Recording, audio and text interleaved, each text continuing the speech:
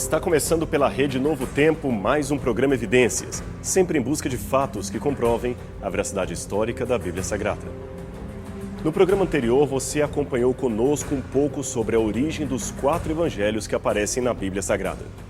Ali pudemos discorrer um pouco sobre a legítima autoria de Mateus, Marcos, Lucas e João, além de mostrar com argumentos simples como o texto está realmente bem preservado em nossos dias.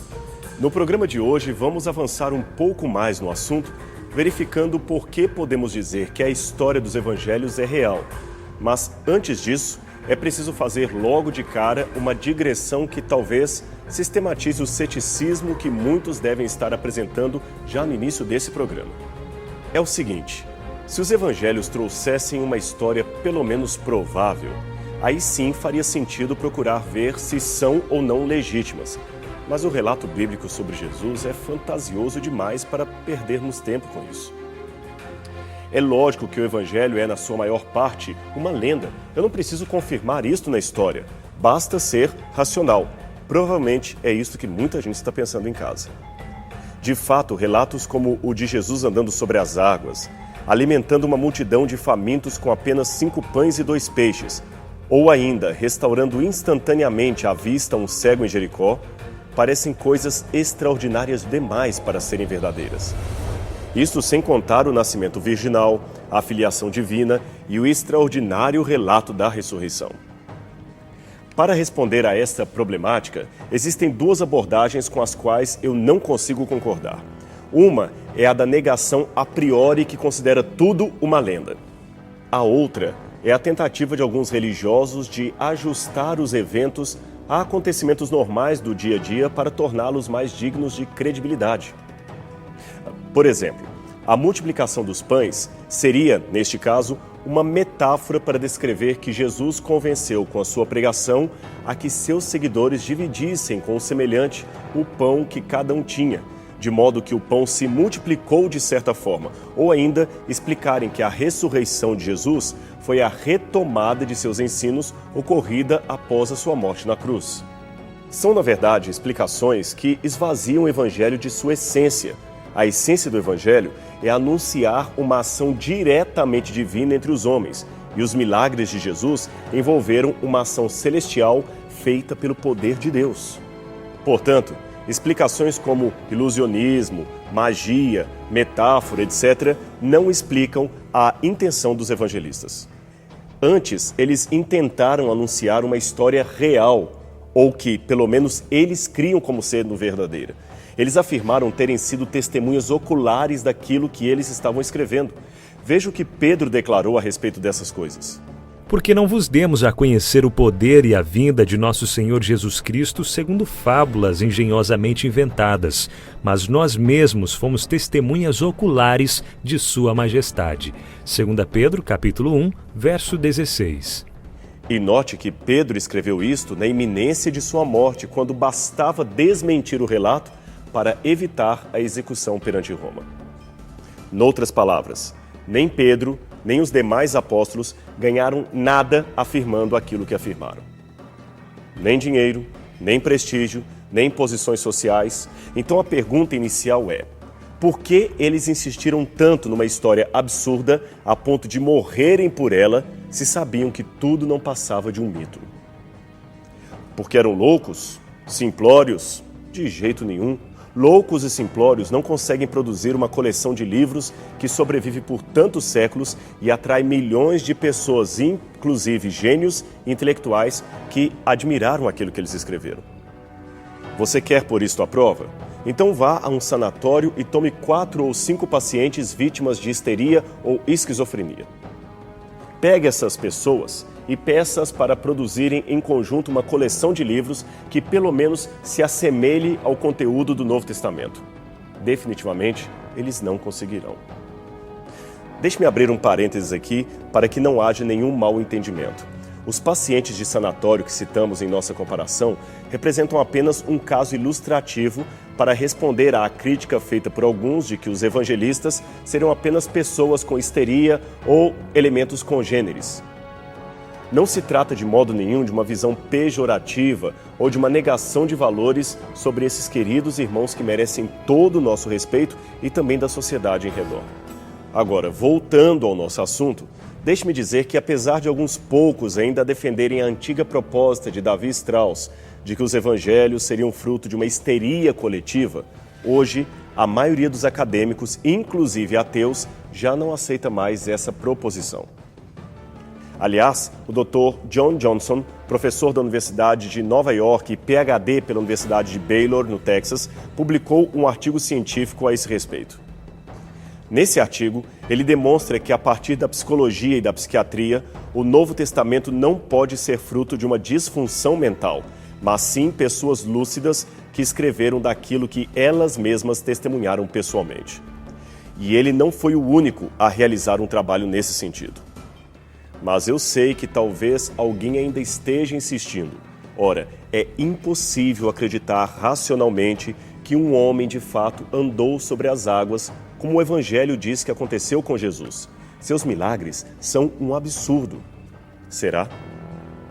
Veja, lembrando que nossa afirmação de que os atos de Cristo procedem de Deus e não podem ser explicados por coincidências humanas, deixe-me apenas fazer uma comparação histórica para mostrar que coisas aparentemente absurdas podem muito bem ser verdadeiras. Quer ver?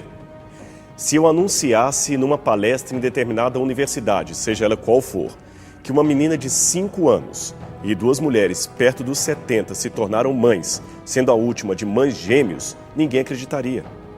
E mais, veja, eu não parei ainda. Se eu também dissesse que um homem morreu mais de 70 vezes num único dia e que ainda está vivo, e para terminar, uma tigela d'água de um cachorro causou sozinha um incêndio numa casa, eu pergunto, quem acreditaria em uma palavra do que eu estaria dizendo? Pois saiba que nenhum desses casos que eu contei é lenda urbana, nem boataria internética, não. Todos são casos reais que podem ser comprovados. A menina que se tornou mãe de 5 anos foi a peruana Lina Vanessa Medina, que hoje vive em Lima, no Peru. E as mães idosas foram Arceli Kerr, que deu à luz a uma menina com mais de 60 anos, e Omkari Pahar, da Índia, que aos 70 anos se tornou mãe de gêmeos. O caso do homem que morreu várias vezes foi do senhor Francisco, que foi infartado e teve mais de 70 paradas cardíacas num só dia. Ele foi atendido pelos doutores Eduardo Sternick e César Romero num hospital da cidade de Belo Horizonte. Aliás, o caso desse senhor já se tornou matéria na Rede Globo de televisão e objeto de estudo numa tese doutoral sobre paradas cardíacas. E, finalmente, aquela história da tigela d'água de um cachorro que originou fogo numa casa, isso aconteceu em 2013 na residência da família Weibrecht, na Califórnia, e foi noticiado pelo G1. O incêndio foi resultado do sol que refletiu pela janela e, graças à incidência de calor, produziu uma combustão na cortina de pano que pegou fogo na casa. Hoje, é fácil investigar a procedência desses relatos, mas vamos supor que haja uma guerra nuclear e praticamente toda a nossa cultura fique destruída. Pouco ou quase nada sobre de nossa sociedade. Aí, daqui a 2000 anos, uma nova geração, descendente, é claro, dos poucos sobreviventes, encontram o meu relatório desses casos. A tendência talvez será a mesma. Eles também estarão dizendo que eu estou contando uma lenda, pois tais coisas jamais poderiam acontecer. Meninas não engravidam aos 5 anos e idosas não dão à luz perto dos 70. Você percebeu o que eu quero dizer? Esses céticos do futuro estariam negando, por falta de evidência testemunhal, histórias, casos que realmente são verídicos. Estariam dizendo que não passariam de lenda, quando na verdade foram fatos reais. Eu não estou com isto querendo dizer que provo a historicidade dos evangelhos ou que os milagres de Jesus se equiparariam a estes casos citados. Mas, nesse caso, eu uso essa ilustração apenas para concluir que não é razoável negar de cara um relato testemunhal como aquele da Bíblia apenas porque traz episódios muito incomuns e difíceis de acreditar à primeira vista. E tem um detalhe a mais. Por que os evangelistas escreveriam essas histórias tão fantásticas? Qual seria o seu objetivo com elas? Creio que o ponto de partida para responder essas perguntas poderia ser o próprio gênero literário que eles escolheram para reproduzirem o seu relato. Note que eles o chamam de evangelho. Embora essa palavra hoje remeta inegavelmente à religião, é importante dizer que nem sempre foi assim. Aliás, não foram os cristãos que inventaram esse termo. Ele já existia no mundo greco-romano e tinha um sentido técnico muito preciso. Evangelho, no grego euangelion, significa uma boa notícia acerca de algo que realmente aconteceu. A palavra evangelho não poderia ser usada como título, por exemplo, para as sagas da mitologia grega. Antes, ela era própria para acontecimentos reais que traziam esperança. Por exemplo, uma inscrição do ano 9 a.C., encontrada nas ruínas de Priene, na Ásia Menor, celebra o nascimento de Augusto como sendo o grande evangelho, ou seja, a grande boa nova da história do mundo. Assim, é mais coerente dizer que os evangelistas tinham a intenção de escrever uma história e não uma metáfora. Agora, é lógico que os evangelhos, embora não sejam uma biografia de Jesus no sentido exato da palavra, pois a sua intenção era proclamar o reino salvífico de Deus, eles contêm episódios reais ocorridos com Jesus, especialmente na Galileia e na Judeia, onde ele finalmente foi crucificado. Pois bem, devemos admitir que mesmo as biografias encomendadas a historiadores de classe, elas também continham muitos elementos de exagero, ocultação proposital de episódios, censura, etc. Noutras palavras, quer sejamos ou não historiadores, devemos desconfiar até mesmo de biografias famosas. Afinal de contas, estas podem refletir uma imagem idealística do personagem e não o que de fato aconteceu em sua vida. Aí alguém pergunta: não seria o caso, então, de desconfiarmos também dos evangelhos? Afinal de contas, quem garante que eles foram mais precisos ao relatar a vida de Jesus que outros historiadores profissionais? Realmente, se tomarmos as mais famosas biografias do passado, principalmente aquelas encomendadas, veremos uma série de elogios sutis, lidos nas entrelinhas de belas descrições em nada modestas acerca de um determinado herói do povo. Veja, por exemplo, a vida de Constantino, escrita por Eusébio no IV século, ou a vida de Cláudio, escrita por Dion Cássio no III século.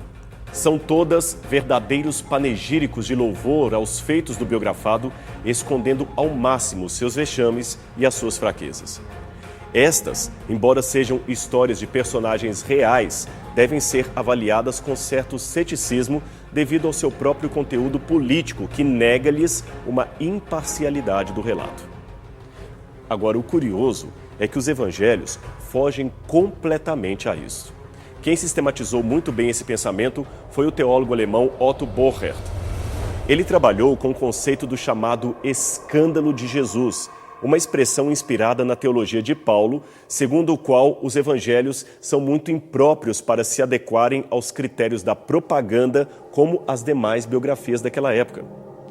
E antes que alguém pense que falar de propaganda em Roma seria um anacronismo, saiba que a propaganda pode erroneamente ser considerada apenas uma arte da política moderna. A maioria dos historiadores concorda que os romanos eram exímios marqueteiros, mestres na arte de comunicar uma verdade oficial para atrair as massas ou fidelizar grupos especiais como o dos soldados ou da elite. E, novamente, isto é um dado muito importante, porque uma das principais teses contra a veracidade histórica dos evangelhos é que eles, exatamente como as biografias dos romanos, seriam um tipo de propaganda criada pela igreja para fidelizar membros ou atrair novos conversos. Este é o pensamento do famoso livro Um Judeu Marginal, Repensando Jesus Histórico, escrito em vários volumes pelo teólogo John Mayer. Ali ele afirma que o Jesus verdadeiro que realmente existiu é desconhecido e nunca poderemos conhecê-lo. Aquele Jesus autêntico não está disponível e nem nunca estará. Os evangelhos são apenas uma propaganda greco-romana do I século. Será correta esta conclusão do autor? Bem, para responder esta questão, precisamos primeiramente saber que grupos ou grupo os evangelistas intentavam atingir com a sua mensagem. Seriam os judeus, Os não-judeus? Ambos? Eu pergunto isto porque cada um desses grupos demandaria uma abordagem diferente. O que poderia ser atraente para um seria repugnante para o outro e vice-versa. E algumas coisas seriam repugnantes para ambos. Por exemplo, a imagem de Jesus como Filho de Deus era interessante aos gregos que estavam habituados com as figuras de Hércules e Perseu, os filhos do grande Zeus. Mas o fato de Jesus ser o Filho único de Deus incomodava, ainda mais sendo este um Deus celibatário, que não tinha nenhuma esposa ou amante, como no caso de Zeus, o grande senhor do Olimpo. Deste modo, esta visão interessante no começo teria perda de interesse na sua continuidade, ou seja, os gregos não seriam atraídos por ela. E os romanos? Ora, embora eles também tivessem uma versão latina para Zeus, afinal em Roma falava muito do deus Júpiter, eles só admitiam os imperadores como filhos desse deus. Assim está em várias de suas moedas, como esta da época de Adriano. Os romanos também não se interessariam por um judeu que se dizia o único filho de Deus. E quanto aos próprios judeus? Eles considerariam a filiação divina de Jesus uma blasfêmia, como aliás consideraram. Segundo o Evangelho de João, após ter curado um paralítico no tanque de Betesda, Jesus enfrentou a ira dos judeus que queriam matá-lo porque ele afirmava que Deus era seu Pai, fazendo-se assim igual a Deus. João 5, verso 18. Novamente, aqueles que escarneciam diante da cruz debochavam dele, porque disse: Eu sou o Filho de Deus. Mateus 27, verso 43. A pergunta que faço aos críticos é a seguinte: se tudo não passava de uma propaganda greco-romana, por que manter no texto declarações problemáticas como esta que irritavam judeus e não atraíam os gregos, além de provocar o deboche dos romanos? E mais, se eram uma propaganda, era de se esperar que os evangelhos apresentassem os líderes da igreja de um modo mais elegante. Afinal, eles eram os herdeiros espirituais de Cristo e deveriam tirar vantagem disso sobre o grupo de cristãos. Mas, principalmente os apóstolos, são apresentados como indivíduos com sérias falhas de caráter, constantemente precisando de repreensão e de correção em suas atitudes. Novamente eu pergunto a você: por que os evangelistas deixariam esses episódios chegarem ao conhecimento do público? Para que as pessoas precisariam saber que Pedro negou a Jesus e os apóstolos fugiram na hora de sua crucifixão? Não seria melhor manter isto nos bastidores da igreja? Convenha comigo, não é bom para uma empresa que os diretores publiquem suas brigas internas por cargo ou questões pessoais, como foi, por exemplo, o celeuma envolvendo os filhos de Zebedeu para saber quem dentre eles seria o maior do grupo. E a morte de Jesus? Como se não bastasse a vergonha de ter sido numa cruz, seria melhor se ele tivesse sido assassinado ou morto num combate? A sua agonia no Getsêmani é algo desconcertante. Jesus demonstra medo, relutância, pavor do que está para acontecer. Bem diferente do corajoso Sócrates, que parece até ansiar a morte e faz piada com a sua própria condenação. Creio que foi Sófocles que dizia que os heróis e nobres vivem e morrem gloriosamente. E Odisseus, ou Ulisses, o legendário herói da Odisseia de Homero, dizia num dos trechos acerca dos grandes heróis que, ainda que fossem perseguidos pelos deuses, eles não temeriam a nada, nem vacilariam diante da morte. Agora você pega a cena do Getsêmani e vê que aquele não era um quadro politicamente correto para a ocasião. Jesus não parecia nada com a figura de um herói destemido, pelo menos para os padrões daquela época. Para piorar a situação, eles ainda contam que o seu mestre não conseguiu nem carregar a sua cruz indo para o Calvário, mas ele pede água a seus inimigos e ainda morre sentindo-se abandonado por Deus, o seu próprio Pai, lembra? Quando Jesus então disse: Deus meu, por que me desamparaste?", esta era uma frase muito desconcertante.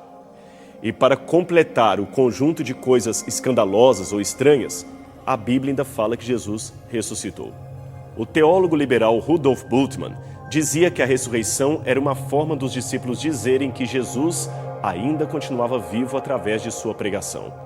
De igual modo, Hermann Samuel Reimarus, outro teólogo liberal da Alemanha, afirmava que a ressurreição de Jesus era uma fraude e uma forma de minimizar a vergonha dele ter morrido numa cruz. Afinal, a própria Bíblia declarava: maldito aquele que morre no madeiro. Agora, se for assim mesmo, a ressurreição, seria a pior tese que eles poderiam inventar. Se eles dissessem que Jesus reencarnou novamente ou que sua alma transmigrou para outro corpo, isto atrairia os seguidores de Pitágoras. Se eles, porém, dissessem que ele morreu e acabou, isto atrairia os estoicos. Se dissessem ainda que sua alma foi para o mundo das ideias, atrairiam os seguidores de Sócrates e Platão. Mas a ressurreição, pelo menos nos moldes que se encontra descrita antes do último dia, não atrairia nem mesmo o mais simplório grupo dos judeus. Por que então inventariam esta história? Por que terminariam a vida de Jesus com um episódio que ninguém daria crédito? Enfim, um Jesus judeu, em pleno Oriente Médio do primeiro século, que conversa com mulheres de vida duvidosa, toma criança no colo, ensina a tolerar os romanos e ainda morre vergonhosamente numa cruz, isto realmente era uma história muito escandalosa. Esses e outros detalhes da vida de Jesus, caso fossem uma propaganda, seria uma propaganda que mais causaria repulsa do que atração do ponto de vista político e ideológico daquela época. Logo, ou os evangelistas eram péssimos em produção de uma propaganda mitológica, ou os eventos que testemunharam eram tão verdadeiros que eles não teriam como negá-los, ainda que enfrentassem a sentença da oposição. Não é por menos que o próprio apóstolo Paulo, o mais importante escritor cristão do primeiro século, afirmou o seguinte: pregamos a Cristo crucificado, escândalo para os judeus, loucura para os gentios.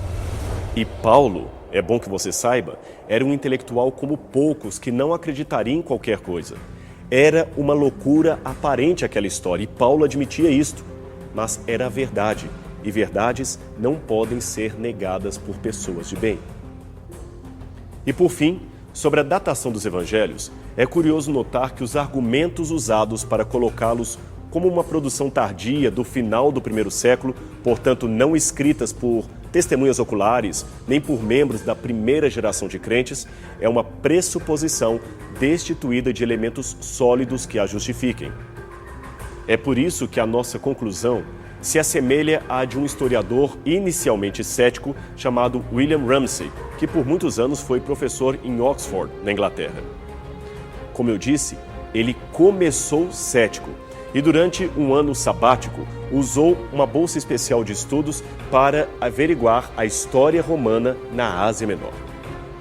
Ele também queria aproveitar esta pesquisa para verificar a falta de embasamento histórico do Novo Testamento, especialmente do escritor Lucas.